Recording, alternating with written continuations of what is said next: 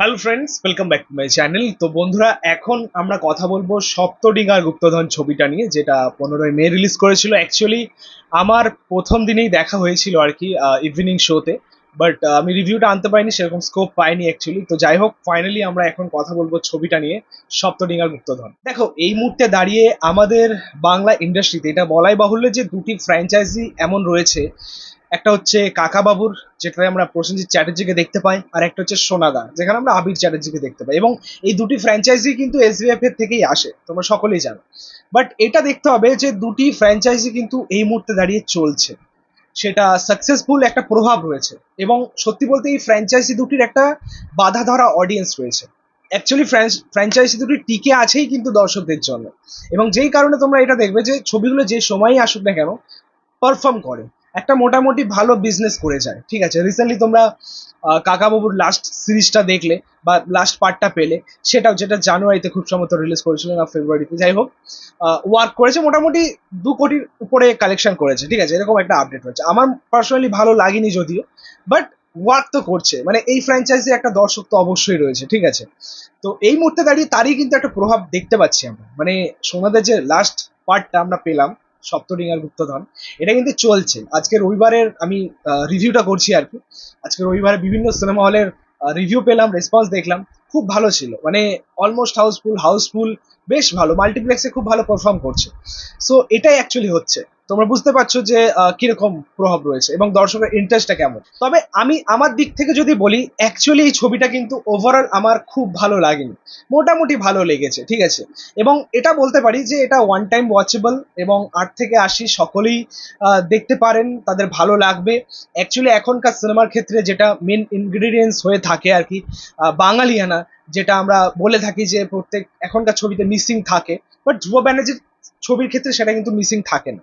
ধ্রুব ব্যানার্জির ছবিগুলো আপনারা দেখে নিন, প্রত্যেকটা ছবিতে সে বাঙালিয়ানা থাকবেই সমস্ত দিক থেকে। তো এই ছবিটার মধ্যেও সেরকমই বাঙালিয়ানা একটা রয়েছে, তার একটা ফিল রয়েছে। সেটা ভিজুয়ালি বলো, সেটা মিউজিক্যালি বলো, সেটা তুমি গল্পের দিক থেকে বলো, লোকেশন ওয়াইজ বলো, প্রত্যেকটা পার্ট থেকে, প্রত্যেকটা অ্যাঙ্গেল থেকে একটা বাঙালিয়ানা রয়েছে। এবং আমার মনে হয় সেদিক থেকে দর্শকদের এনজয় দেবে। 8 থেকে 80 সকলেরই সিনেমাটা পছন্দ হবে, প্রত্যেকটা বাংলা দর্শকের পছন্দ হবে, বাঙালি দর্শকদের পছন্দ হবে। তো বাট আমার অ্যাকচুয়ালি সেরকম লাগেনি। মানে আমার হয়তো এই ছবির মধ্যে মনে হলো যে অনেক কিছু খামতি রয়েছে, সেগুলো হয়তো আরো একটু অন্যভাবে প্রেজেন্ট করা যেতে পারতো, আরো এক্সট্রা অর্ডিনারি। অ্যাকচুয়ালি আমার মনে হয় যে সেই স্কেলটা, গ্র্যান্ডারটা বা ওই লার্জার দ্য লাইফ ফিলটা মিসিং ছিল। ঠিক আছে, যেভাবে তাদের অ্যাপ্রোচ ছিল সেটা খুবই ভালো, বেশ ভালো একটা ইন্টেন্ট বলতে পারো। বাট আমার মনে হয় যে আরো বেটার কিছু করা যেতে পারতো। মানে আজকের দিনে দাঁড়িয়ে, মানে আরো বেটার ভিজুয়াল চাই আমরা। আজকের দিনে দাঁড়িয়ে আরো বেটার ভিএফএক্স চাই আমরা, আরো বেটার সেট ডিজাইন হোক। মানে আজকের দিনে দাঁড়িয়ে দর্শকদের এরকমই কিছু ডিমান্ড থাকে। তো সেইগুলো অ্যাকচুয়ালি আমার মনে হয় খামতি ছিল। বাট হ্যাঁ, ছবির মধ্যে অনেক পজিটিভ দিকও রয়েছে, ভালো দিকও রয়েছে। প্রথমত আমাদের পারফরমেন্সটা নিয়ে যদি আমরা বলি, অভিনয় সকলেরই ভালো হয়েছে। আমাদের আবির দা প্রত্যেক সময়ের মতোই আর কি। তোমরা অ্যাকচুয়ালি আবির চ্যাটার্জি এই এরকম চরিত্র খুব ভালো প্লে করতে পারেন, খুব ভালো বহন করতে পারেন। একটা ওয়েট থাকে তার মধ্যে, একটা একটা অন্যরকম ব্যাপার থাকে, স্মার্টনেস, সেই বুদ্ধিমত্তার পরিচয়। এই চরিত্রটা এমনভাবে তিনি নেভাতে পারেন, আমার মনে হয় যে এর কোনো রিপ্লেসমেন্ট হয় না। আবির চ্যাটার্জি, ঠিক আছে, তিনি এই একটা চরিত্র খুব ভালো নেভাতে নেভাতে পারেন। আর একটা হচ্ছে ব্যোমকেশের চরিত্র। যেমন কাকাবাবুর চরিত্রে আমাদের প্রসেনজিৎ চ্যাটার্জি একদম ফিট, সেইভাবে এই চরিত্রটা এবং ব্যোমকেশের জন্য আমাদের আবির চ্যাটার্জি ফিট ফিট তো তার কাছ থেকে খুব ভালো কাজ পেয়েছি। আমাদের অর্জুন এবং ঈশা সাহা, ঝিনুক এবং আবিরের চরিত্রে মোটামুটি লেগেছে ভাই, সিরিয়াসলি বলছি। তাদের পারফরমেন্স আমার খুব একটা ভালো লাগেনি, মোটামুটি ভালোই করেছে। এবং সত্যি বলতে আবিরের, মানে আমাদের অর্জুনের কাছ থেকে যেসব কমেডিগুলো আমরা মেনলি পেয়েছি, আমার জন্য ওয়ার্ক করেনি। মানে ওটা অ্যাকচুয়ালি অহেতুক ছিল আর কি বিষয়টা। তারপরে যদি আমি কমেডিটা নিয়েই কথা বলি, তাহলে অবশ্যই কথা আসবে রজতাভ দত্তের। তিনি ভাই অন্য লেভেলের কাজ করেছেন। মানে প্রত্যেকটা ছবিতেই তার একটা যে প্রেজেন্স থাকে, তার একটা যে মাত্রা, তার একটা অভিনয়ের যে মাত্রাটা, তার যে পারফরমেন্সের যে মাত্রাটা, সবসময় হাই লেভেল থাকে। ঠিক আছে, মানে এক্সপেকটেশনের বাইরে থাকে।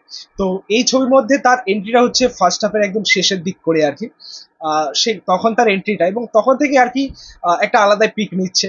খুব ভালো লাগছে বেশ তার কাজ দেখতে, তার কমেডিগুলো দেখতে। তার কমেডিটা অসাধারণভাবে ওয়ার্ক করে, সেই পুল আপটা তিনি দারুণ করেছেন। ঠিক আছে, পাশাপাশি এই ছবির মধ্যে আমরা কৌশিক গাঙ্গুলিকে পেয়েছি। আরো একজন লেজেন্ডারি অ্যাক্টর খুব ভালো পারফরমেন্স করেছেন, এবং তাকে ঘিরে একটা মিস্ট্রি রয়েছে। আমি সেটা পুরোপুরিভাবে আমি রিভিল করছি না, তবে ছবিটা তোমাদের দেখতে হবে তার মিস্ট্রিটা কি রয়েছে এবং তাকে ঘিরে কি মিস্ট্রি রয়েছে। বাট ওয়েট করতে হয়, পুরো ক্লাইম্যাক্স পর্যন্ত তোমাদেরকে ওয়েট করতে হবে, তবেই তোমাদের জন্য সেটা ওয়ার্ক করবে, ঠিক আছে। বাট ওভারঅলি পারফরমেন্স ওয়াইজ সকলেরই কাজ খুব ভালো হয়েছে। পাশাপাশি মিউজিক্যাল পার্টটা নিয়ে যদি কথা বলি, এখানে আমরা গান কমই পেয়েছি, গানের ইউজ কম পেয়েছি, কিন্তু সোনাদার যে মেন গানটা, তাহলেই ব্যাস ওই গানটা বেশ ভালোই লেগেছে। মোটামুটি গানের মিউজিক্যাল পার্ট মোটামুটি ছিল। ব্যাকগ্রাউন্ড স্কোরটা আমাকে ডিসঅ্যাপয়েন্ট করেছে। মানে আমরা এর আগে রঘু ডাকাতে দেখেছি, বা এর আগে আমরা কর্ণ সুমনের গুপ্তধনে দেখেছি, আমাদের ধ্রুব ব্যানার্জির ছবিতে ব্যাকগ্রাউন্ড স্কোর অন্য লেভেলের থাকে। বাট এই ছবির মধ্যে ব্যাকগ্রাউন্ড স্কোরটা আমার খুব একটা ভালো লাগেনি, মানে আরো ভালো হতে পারতো, যেখানে একটা গুজবাম বিষয় থাকবে সেটা মিস ছিল আর কি বিজিএম এর দিকে। পাশাপাশি এটাও বলবো যে এই ছবির ফার্স্ট হাফের থেকেও সেকেন্ড হাফের কাজটা ভালো। সেখানে থ্রিলিং বিষয়টা ভালো ওয়ার্ক করে, ক্লাইম্যাক্সটাও ওয়ার্ক করেছে, সেখানে একটা ভালো টুইস্ট অ্যান্ড টার্ন রয়েছে, যেহেতু রহস্যের সমাধানকে কেন্দ্র করে সোনাদার প্রত্যেকটা পার্টি তোমরা জানো, তো ছবির মধ্যে যে টুইস্ট অ্যান্ড টার্নগুলো রয়েছে সেগুলো ওয়ার্ক করে। এবং যেহেতু ছবির ডিউরেশনটা খুব বেশি নয় এবং গান ফান দিয়ে অতটাও সেভাবে বাড়ানো হয়নি, জাস্ট 2 ঘন্টা 10 মিনিটের মধ্যে আর কি ছবিটা রয়েছে, তো সেই ক্ষেত্রে ছবিটাকে বা স্টোরির যেরকম স্ক্রিন প্লে হয়েছে বেশ টাইট রাখা হয়েছে এবং পারফেক্টলি ভাবে সেটা ওয়ার্ক করে। মানে বোরিংনেসটা খুব সেভাবে আসে না আর কি, ঠিক আছে। এবারে যে গল্পটা সপ্তডিঙার গুপ্তধন, এবারে পুরো গল্পটাই কিন্তু সুন্দরবনকে কেন্দ্র করে, সুন্দরবনের গভীর অরণ্যে লুকিয়ে রাখা ট্রেজারকে কেন্দ্র করে, এবং সেই ট্রেজারকে উদ্ঘাটন করা নিয়ে ছবির গল্প। এর থেকে বেশি জানতে হলে ছবিটা তোমাদেরকে দেখতে হবে। এবং আরো একটা বিষয় যেটা আমার বেশ ভালো লেগেছে, এই গল্পের মধ্যে যেভাবে মনসা মঙ্গল কাব্য বলো বা বেহুলা লক্ষিন্দরের গল্প কাহিনী বলো, যেভাবে ইউজ করা হয়েছে আর কি এই সিনেমায় বা এই সিনেমার গল্পে, সেটা আমার কিন্তু বেশ ভালো লেগেছে। সেই মিস্ট্রি বিষয়টা বা সেই রহস্যময় বিষয়টা বেশ ভালো ওয়ার্ক করেছে আর কি, ঠিক আছে। তো এগুলো ছিল এমন কিছু দিক যেগুলো খুব ভালো, এবং কিছু এমন দিক রয়েছে যেগুলো মোটামুটি ওয়ার্ক করেছে। এবার আমরা যে দিকটা নিয়ে কথা বলবো, যেগুলো আমার মনে হয় যে খামতি ছিল তার মধ্যে এবং আরো বেটার কিছু করা যেতে পারতো, ঠিক আছে। প্রথমত সেট ডিজাইন। এই ছবির মধ্যে একটাও সেট ডিজাইন আমার খুব একটা ভালো লাগেনি, ঠিক আছে। সেগুলো আরো বড় স্কেল দেওয়া যেতে পারতো, আরো বেশি বড় আকারে প্রেজেন্ট করা যেতে পারতো, ঠিক আছে। সেই ফিলটা পেলাম না, সেই মিস্ট্রি ফিলটা পেলাম না সেট ডিজাইনগুলোর মধ্যে, ঠিক আছে। পাশাপাশি আহ সুন্দরবনকে কেন্দ্র করে ছবির গল্প, সুন্দরবনের সেই অরণ্যকে কেন্দ্র করে, কিন্তু বিষয়টা হচ্ছে এই সুন্দরবনকে সেভাবে এক্সপ্লোর করা হলো না, মানে অ্যাডভেঞ্চারটাকে সেভাবে ফুটিয়ে তোলা হলো না। অ্যাকচুয়ালি আমরা দেখলাম যে সুন্দরবনকে শুধুমাত্র ওই ড্রোন শটের মাধ্যমেই দেখানো হলো। আলটিমেটলি যে গ্রাউন্ড লেভেলে যে কাজগুলো হয় আর কি, যে এক্সপ্লোর করার মতো সেই বিষয়বস্তু সেভাবে পেলাম না, ঠিক আছে। পাশাপাশি একটা সিন রয়েছে যেখানে আবির, ঝিনুক এবং সোনাদাকে সুন্দরবনের গভীর জঙ্গলে যারা বসবাস করেন উপজাতিরা তারা অ্যাটাক করছে, এবং অ্যাটাক করে তাদেরকে মানে নিয়ে যাচ্ছে আর কি তাদের ডেরায়। বাট টু বি অনেস্ট, এই পুরো সিনটার যেরকম প্রেজেন্টেশন হয়েছে, যেরকম পুরো সিনটা যেরকম মেকিং হয়েছে, আমার কিন্তু খুব একটা ভালো লাগেনি। মানে সেই এক্সাইটমেন্টটা সেখানে কাজ করলো না, সেই কি বলবো থ্রিলিংটা সেখানে কাজ করলো না, ঠিক আছে। আরো ভালোভাবে প্রেজেন্ট করা যেতে পারতো, এবং সেই উপজাতি গোষ্ঠীদের যেভাবে ইউজ করা হয়েছে আমার মনে হয় তাদেরকে আরো ভালোভাবে এক্সপ্লোর করা যেতে পারতো, আরো ভাবে কাজে লাগানো যেতে পারতো। মানে শুধুমাত্র ক্যামেরার অ্যাঙ্গেল বা ক্যামেরার কাজ ভালো হলেই যে সিন ভালো হবে তা কিন্তু নয়, ঠিক আছে। যে ওয়াও মুভমেন্ট তৈরি হবে তা কিন্তু নয়, সিনের মধ্যেও একটা মশলা থাকতে হবে, পুরো প্রেজেন্টেশনটার মধ্যেও একটা মশলা থাকতে হবে। এবং ক্লাইম্যাক্সের যে সিনটা ছিল, যেটা পাতালের একটা সিন ছিল আর কি, একদম ক্লাইম্যাক্সের শেষের দিকে, ওই যে সেট ডিজাইনটা একদমই ওয়ার্ক করেনি। মানে একটা সেট ডিজাইন দেখলেই যে একটা ওয়াও মুভমেন্ট তৈরি হবে, একটা মিস্ট্রি কাজ করবে, এই বিষয়গুলো কিন্তু একদমই ওয়ার্ক করেনি। আমার এই মুহূর্তে দাঁড়িয়ে একটা ছবির কথা মনে পড়লো আর কি, কার্তিকিয়াকে। সেই ছবিটার ক্লাইম্যাক্সটা তোমরা দেখো এবং ক্লাইম্যাক্সের সেট ডিজাইনটা দেখো, মানে সেটা দেখলেই মনে হয় যে ভাই একটা আলাদাই মিস্ট্রি কাজ করছে। বাট এইটার মধ্যে মানে এই ছবির মধ্যে সেভাবে হলো না। মানে অ্যাকচুয়ালি সিজির কাজটা, ভিএফএক্স কাজটা আরো বেটার হতে পারতো।